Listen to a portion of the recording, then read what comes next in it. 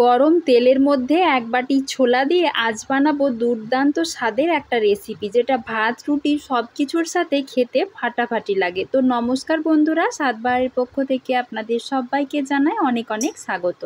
আশা করছি সবাই ভালো আছেন, সুস্থ আছেন। তাহলে চলুন আমার আজকের রেসিপিটা শুরু করা যাক। সবার প্রথমে আমি এখানে একটা কাপ মাপ করে নিয়ে নিয়েছি 1 কাপ মতো ছোলা। ছোলাটা পরিষ্কার জল দিয়ে পাল্টে পাল্টে 2-3 বার ভালো করে ধুয়ে নেব।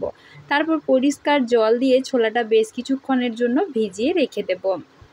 আমি সারা রাতের জন্য ছোলাটা ভিজিয়ে রেখে দিয়েছিলাম। এখন ছোলাটা কিন্তু সুন্দরভাবে ভিজে গেছে। এবার একটা প্রেসার কুকারের মধ্যে ওই ছোলাটা নিয়ে নিচ্ছি আর দিয়ে দেব পরিমাণ মতো জল। জলটা অল্প একটু বেশি দিতে হবে, যাতে ছোলার ওপরে জলের লেয়ারটা থাকে। ঠিক আমি যেভাবে দেখিয়ে দিচ্ছি ওই মতন জলটা এখানে নিতে হবে। তার সাথে দিয়ে দেব একটা কুচিয়ে রাখা পেঁয়াজ। পেঁয়াজটা আমি বড় বড় টুকরো করে কেটে নিয়েছিলাম। আর দিচ্ছি 2টো তেজপাতা। তার সাথে দিয়ে দেব অল্প পরিমাণ লবণ। আর দিচ্ছি 2টো ছোটো এলাচ আর অল্প কিছুটা দারচিনি। দিয়ে প্রেসার কুকারের সিটিটা লাগিয়ে দিয়ে আমি এখানে প্রথমে হাই ফ্লেমে 2টো সিটি দিয়ে দেব। তারপর 5-7 মিনিট মতো একটু লো ফ্লেমে রেখে দেব। এতে করে ছোলাটা কিন্তু সুন্দরভাবে সেদ্ধ হয়ে যাবে।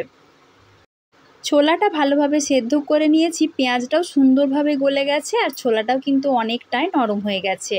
আমি দেখিয়ে দিচ্ছি, দেখুন ছোলাটা কেমন সেদ্ধ হয়েছে। একদম সুন্দরভাবে ছোলাটা সেদ্ধ হয়ে গেছে। এবার আমি একটা এরকম ডাবু নিয়েছি, তারপর ছোলাটা অল্প করে একটু ম্যাশ করে নেব। এমনভাবে ম্যাশ করে নিতে হবে যাতে কয়েকটা ছোলা একটু ঘাঁটা ঘাঁটা হয়ে যায়, কিন্তু সবগুলো একদম মেখে দিলেও আবার হবে না। এই রকমভাবে করে নিলেই হবে। এবার আমি একটা মশলা তৈরি করে নেব। তার জন্য একটা মিক্সির ছোট জার নিয়ে নিয়েছি, তার মধ্যে দিয়ে দিচ্ছি 4টে কাঁচা লঙ্কা। ঝালটা আপনারা আপনাদের মতো বুঝে দেবেন। আর নিয়েছি 10-12টা মতো রসুন কোয়া। তার সাথে নিয়ে নেব একটা টমেটো। একটা বড় সাইজের টমেটো আমি এখানে নিয়েছি, চাইলে কিন্তু এখানে 2টোও দেওয়া যেতে পারে। আর নিয়েছি 1 চামচ মতো কসুরি মেথি। তার সাথে দিয়ে দেব জিরের গুঁড়ো। আর দিচ্ছি 1/2 চামচ মতো ধনে গুঁড়ো। তার সাথে দিয়ে দেব হলুদ গুঁড়ো। আর দিচ্ছি কাশ্মীরি লঙ্কার গুঁড়ো। আমি এখানে কাশ্মীরি লঙ্কার গুঁড়োটা প্রায় 1.5 চামচ মতো নিয়েছি। এতে করে তরকারিটা একটা সুন্দর কালার আসবে, দেখতে আর খেতে দুটোই কিন্তু বেশ ভালো লাগবে। আর এখানে দিয়ে দেব বিট লবণ। বিট লবণটা আমি 1/2 চামচ মতো দিয়েছি। এখানে কিন্তু অবশ্যই বিট লবণটাই দেবেন, এতে করেও তরকারিটার স্বাদ অনেক গুণ বেড়ে যাবে। এবার যে ছোলাটা আমি সেদ্ধ করে ম্যাশ করে নিয়েছিলাম, সেটার থেকে এই ডাবুটার 1 থেকে 1.5 ডাবু মতো দিয়ে দিচ্ছি। জল সহই দিতে হবে। এবার সব কিছু ভালো করে ব্লেন্ড করে নেব। একদম মিহি করে ব্লেন্ড করে নিতে হবে। দেখুন আমি খুব সুন্দর করে সব কিছু বেটে নিয়েছি। একদম মিহি একটা পেস্ট বানিয়ে নিয়েছি। এবার চলে যাব সরাসরি রান্নাতে। তরকারিটা আমি সাদা তেল দিয়ে বানাবো। সবার প্রথমে এখানে অল্প কিছুটা তেল দিয়ে দিয়েছি। তেলটা গরম হয়ে গেলে দিয়ে দিচ্ছি 1/2 চামচ মতো গোটা জিরে। ফোড়নটা ভাজা হয়ে গেলে দিয়ে দিচ্ছি একদম মিহি করে কুচিয়ে রাখা একটা বড় সাইজের পেঁয়াজ কুচি দিয়ে একটুক্ষণ ভেজে নেব। পেঁয়াজটা 1-2 মিনিট মতো মিডিয়াম আঁচে একটু ভেজে নিয়েছিলাম। এখন পেঁয়াজের কালারটা অনেকটাই পাল্টে গেছে।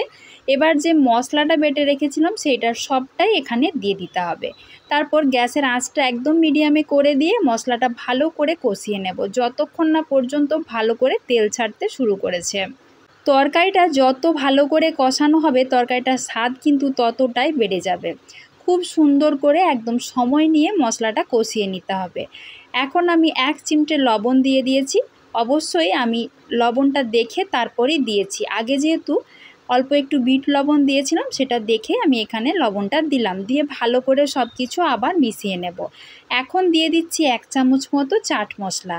এটাও কিন্তু অবশ্যই দেবেন। কোনো জিনিসই এখানে বাদ দেওয়া যাবে না, তাহলে কিন্তু স্বাদের অদল বদল হবে, খেতে ভালো লাগবে না।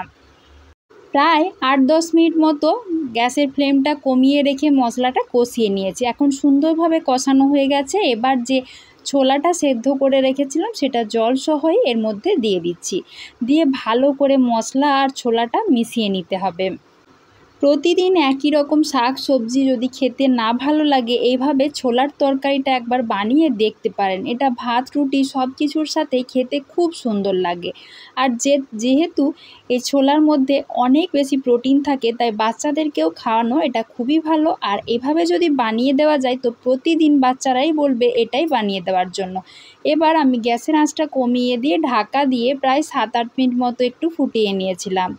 এখন সব কিছুই সুন্দরভাবে রান্না হয়ে গেছে। এবার দিয়ে দেব 1/2 চামচ মতো গরম মশলার গুঁড়ো দিয়ে ভালো করে একটু মিশিয়ে নিচ্ছি।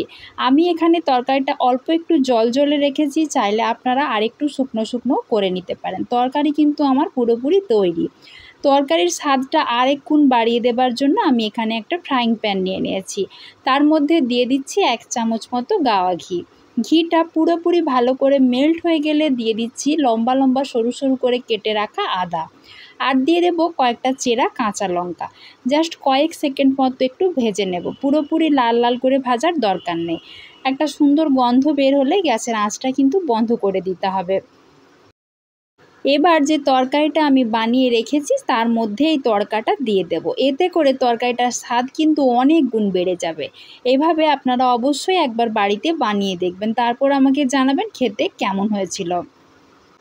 এবার গ্যাসের আঁচটা বন্ধ করে দিয়ে 5-10 মিনিটের জন্য ঢাকা দিয়ে স্ট্যান্ডিং টাইমে রেখে দিচ্ছি। ফিরে আসছি 5-7 মিনিট পর। দেখুন তরকারিটা এখন অনেকটাই কিন্তু শুকিয়ে গেছে। এর থেকে বেশি শুকনো করলে আমি যেহেতু রুটি দিয়ে তরকারিটা পরিবেশন করব, খেতে বেশি ভালো লাগবে না, তাই একটু জলে আমি এখানে রেখেছি। তো বন্ধুরা, আমার আজকের এই কালো ছোলার তরকারিটা আপনাদের কেমন লাগলো অবশ্যই কিন্তু আমাকে কমেন্ট করে জানাবেন। যদি একটু ভালো লাগে তাহলে অবশ্যই একটা লাইক করবেন। সবার মাঝে বেশি বেশি করে শেয়ার করে দেওয়ার জন্য অনুরোধ জানাচ্ছি। আর যদি আমার চ্যানেলটিতে আপনারা নতুন বন্ধু হয়ে থাকেন তাহলে চ্যানেলটা সাবস্ক্রাইব করে দিয়ে আমার পাশে থাকার অনুরোধ রইল। আজকের মতো এই পর্যন্তই। খুব তাড়াতাড়ি আবার দেখা হবে নতুন কোনো একটা রেসিপি নিয়ে। সবাই ভালো থাকবেন, সুস্থ থাকবেন। ধন্যবাদ।